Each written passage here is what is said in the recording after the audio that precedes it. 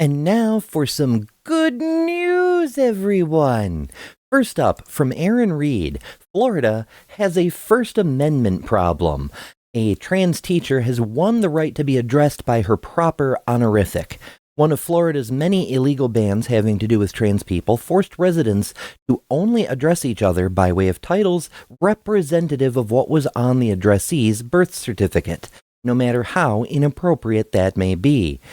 Funny how the same people complaining about compelled speech are literally trying to compel speech. Other Florida laws are likely to face a similar fate, since state laws that conflict with the U.S. Constitution generally fail legal challenges. From Pink News, Kansas Governor Laura Kelly vetoes a trans healthcare ban. I want to shine a light on her reasons why. In her veto declaration, Governor Kelly said the bill, quote, tramples parental rights.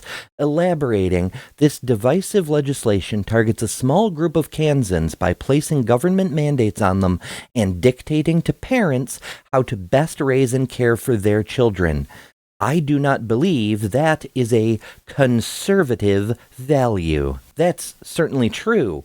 That's one area both conservatives and rational people agree on. It isn't the role of government to tell people how to live, to come between them and their physicians, or their parents and physicians. Conservatives have made a big deal out of parents' rights over the last several years, even at the expense of children's rights or even safety, despite shouting, protect the children every chance they get. So they tend to piss off their own voters when they try to strip parents of those rights.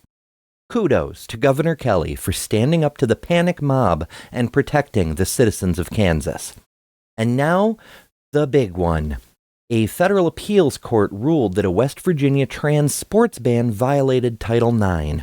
On Tuesday, the Fourth Circuit Court found for the plaintiff in Jackson versus the West Virginia Board of Education, whose case was basically that as she has been openly trans for half her life, the ban, which would force her to compete as a boy, constitutes discrimination based on sex and would expose her to considerable harm. The court found that no argument offered by the state mitigated either of those facts, and indeed the defense admitted both facts are indisputably true. The court's ruling also helpfully pointed out a forthcoming federal regulation pertaining to any activity receiving federal financial assistance, 88 Federal Regulation 22860, which is already approved and slated to be codified at 34 Code of Federal Regulations, Part 106.41. In summary, it states, the Bostock decision demonstrated that discrimination based on orientation or gender identity constitute discrimination based on sex, because both can only be understood in terms of an individual's current or birth sex, respectively. Additionally, Executive Order 14021 guarantees students education free from discrimination on the basis of sex, specifically including both orientation and gender identity. That order also directed the Secretary of Education to review existing regulations, including those pertaining to Title IX, specifically its non-discrimination mandate, and ensure their compliance with federal law in this respect. To that end, the updated regulation will clarify that Title IX prohibits discrimination based on gender identity and sex characteristics, and that any rule adopted by a federal aid recipient that could limit or deny the participation of a student in an activity with sex-related criteria based on their gender identity must demonstrate the rule is necessary for a specific educational goal and that it minimizes harm to the affected students.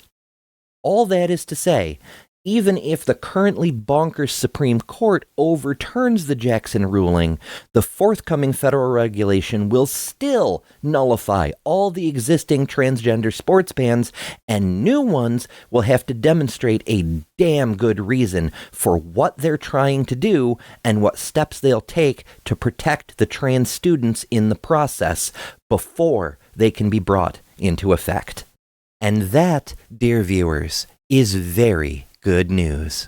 For the Transpositions, I've been Ember Belrad.